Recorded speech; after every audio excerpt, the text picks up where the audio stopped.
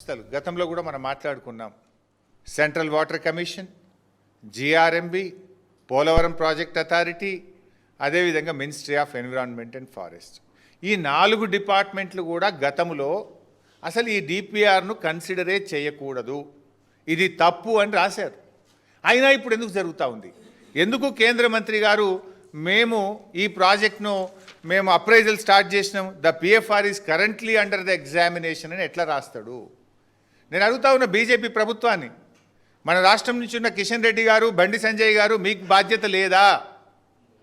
ఆంధ్రప్రదేశ్ ఇవాళ హక్కు లేని, అవకాశం లేని నీళ్లను మళ్లించుకుంటుంటే, మన హక్కును కాలరాస్తుంటే, మన నీళ్లు తన్నుకపోతుంటే రేవంత్ రెడ్డి పెదవులు మూసుకుంటాడు, కిషన్ రెడ్డి గారు, సంజయ్ గారు పెదవులు మూసుకుంటారు. ఇది ఎక్కడ నీతి? 8+8 ఎంపీలు గెలిస్తే 16 ఎంపీలు గెలిస్తే ఇదేనా మీరు చేసే పని? ఫ్లడ్ వాటర్ అసలు ఎట్లా తీసుకుపోతావు, దాన్ని ఏ రకంగా దీన్ని మీరు చెప్తున్నారు అని వాళ్ళే రాస్తారు. ఇవాళ బాబు గారు పెట్టిన ఒత్తిడితో బీజేపీ తలొగ్గుతున్నది. ఫైనల్గా నష్టపోయేది ఎవరు? తెలంగాణ కదా. మాట్లాడాల్సింది ఎవరు? రాష్ట్ర ప్రభుత్వం, రేవంత్ రెడ్డి కదా. సెంట్రల్ వాటర్ కమిషన్ చెప్పి ఈ ఆధారం పట్టుకొని సుప్రీంకోర్టు పోతే స్టే దొరకదా? ఎందుకు పోతలేవు నువ్వు? అదేవిధంగా ఇది ministry of environment and forest, వాళ్ళు కూడా టీఓఆర్ ఇవ్వమంటే ఇవ్వడానికి వీల్లేదు అని చెప్పి రిజెక్ట్ చేసిన కాగితం.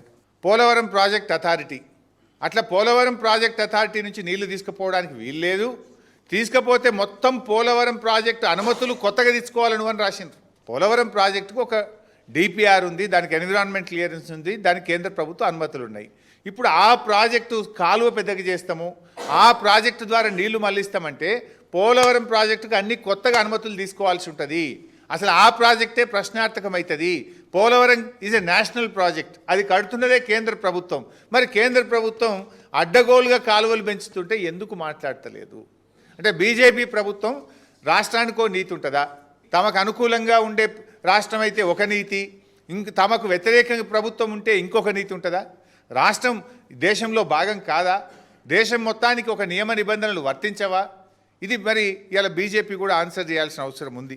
గోదావరి రివర్ మేనేజ్మెంట్ బోర్డు కూడా ఈ ప్రాజెక్ట్ కట్టడానికి వీల్లేదు అని రాసినటువంటి లెటర్లు, ఇవన్నీ ఒకవైపు ఇంత స్పష్టంగా ఉంటే, నిన్న ఆంధ్రప్రదేశ్ ప్రభుత్వం టెండర్ పిలిచింది. గోదావరి బనకచెర్ల ప్రాజెక్టు డిపిఆర్ తయారు చేయడానికి కేంద్ర ప్రభుత్వం నుంచి అనుమతులు తేవడానికి మీరు డిపిఆర్ తయారు చేయండి అని చెప్పి 9 కోట్ల రూపాయలకు టెండర్ పిలిచారు నిన్న. అంటే ఒకవైపు అప్రైజల్ అవుతుంది కేంద్ర ప్రభుత్వంలో, ఇంకొక వైపు డిపిఆర్ రెడీ అవుతున్నది. ఒకవైపు కర్ణాటక నీళ్ళు ఆపుకుంటా మీద అంటుంది, మహారాష్ట్ర ఇంకొక వైపు గోదావరి మీద నేను కూడా వరద జలాల మీద ప్రాజెక్టు కడతా, నేను స్టార్ట్ చేస్తాను మహారాష్ట్ర అంటుంది. నిమ్మకు నీరెత్తినట్టేమో మన రేవంత్ రెడ్డి, మన రాష్ట్ర ప్రభుత్వం ఉండడం, ఇది నిజంగా సిగ్గుచేటు. ఇది రాష్ట్ర ప్రయోజనాలకు గొడ్డలి పెట్టు, రాష్ట్ర భవిష్యత్తు ఆగమైపోయేటువంటి పరిస్థితి ఉంది. 23,000 క్యూసెక్కులు పోలవరం రైట్ మెయిన్ కెనాల్ ద్వారా మళ్లించడానికి ఈ టెండర్ డాక్యుమెంట్లో రూపొందించారు. కేంద్ర ప్రభుత్వం అప్రూవల్ చేసిన పోలవరం రైట్ మెయిన్ కెపాసిటీ ఎంత? 11,500.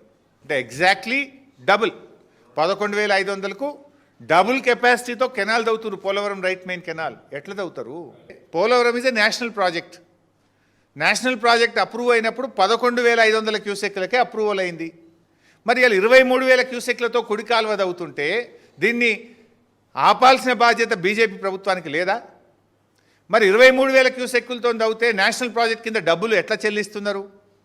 గతంలో 11,500ని 18,000 చేస్తే ఆనాటి బీఆర్ఎస్ ప్రభుత్వం అబ్జెక్షన్ చెప్పింది. అబ్జెక్షన్ చెప్తే పేమెంట్లు ఆగినాయి, కేంద్ర ప్రభుత్వం డబ్బులు ఆపింది. కానీ రేవంత్ రెడ్డి ప్రభుత్వం వచ్చినాక, కాంగ్రెస్ ప్రభుత్వం వచ్చిన తర్వాత ఇప్పుడు 18,000 కాస్త 23,000 అయిపోయింది, డబ్బుల చెల్లింపు అయిపోయింది. అంటే ఈ ప్రభుత్వం పరోక్షంగా సహకరిస్తుందా, భయపడుతుందా, వాటాల కోసం పెదవులు మూసుకుందా? ఏ రకంగా 23,000 క్యూసెక్కులు తవ్వుతున్నారు? తవ్విన ఆంధ్రప్రదేశ్ది తప్పైతే దానికి సహకరించి బిల్లులు చెల్లించిన బీజేపీ ప్రభుత్వాన్ని కూడా తప్పే కదా. అంటే బీజేపీ ఇటు ఆంధ్రప్రదేశ్ ఇద్దరు కలిసి ఎవరు గొంతు నొక్కుతున్నారు? తెలంగాణ గొంతు విసుకుతున్నారు. తెలంగాణ గొంతు విసుకుతుంటే ఈ రాష్ట్రంలో అధికారంలో ఉన్న ప్రభుత్వం ఎందుకు నోరు మూసుకుంది అని నేను అడుగుతా ఉన్నా. ఇది ఎక్కడి నియమ నిబంధనలు? మరి ఏ రకంగా ఇలా కేంద్ర ప్రభుత్వం కళ్ళు మూసుకుంది? పోలవరం ప్రాజెక్ట్ అథారిటీ ఏం చేస్తుంది? సెంట్రల్ వాటర్ కమిషన్ ఏం చేస్తుంది? ఇవాళ అడ్డగోలుగా నీళ్లు తవ్వుకపోతుంటే ఇష్టమున్న సైజుల్లో కెనాళ్ళు తవ్వుతుంటే ఆ కేంద్రం పట్టించుకోదు. ముఖ్యంగా నష్టపోతున్న తెలంగాణ కదా గొంతు విప్పాల్సింది. అవసరమైతే న్యాయబద్ధంగా పోరాడాలి. నీకు ఒకవేళ కేంద్రం సహకరించకపోతే సుప్రీంకోర్టుకు పో. నువ్వు పోకపోయినా కేసీఆర్ గారు మొన్ననే చెప్పిండ్రు, న్యాయవాదులతో ఆల్రెడీ ఇప్పటికే కేసీఆర్ గారు మాట్లాడుతున్నారు. ఈ రాష్ట్ర ప్రయోజనాల కోసం అవసరమైతే బీఆర్ఎస్ పార్టీ సుప్రీంకోర్టుకు వెళ్ళైనా సరే ఈ రాష్ట్ర హక్కులు మేము కాపాడుతాం. కానీ రాష్ట్రంలో ప్రజలు నమ్మి నీకు ఓట్లేస్తే గెలిచి గద్దెనెక్కిన నువ్వు ఎందుకు రాష్ట్ర ప్రయోజనాలు పట్టించుకుంటలేవన్నదే మా ఆవేదన.